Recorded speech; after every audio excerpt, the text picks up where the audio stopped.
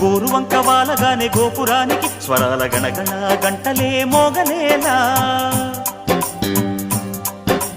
గోపబాలుడొచ్చినాక గోకులానికి పెదాల కిలకిలా పువ్వులే పుట్టలేదా. బాలకృష్ణుడొచ్చినప్పుడే వయ్యారి నందనాలు నాట్యమాడగా, వారసుణ్ణి చూసినప్పుడే వరాల వాంఛలన్నీ పల్లవించగా. నందుడి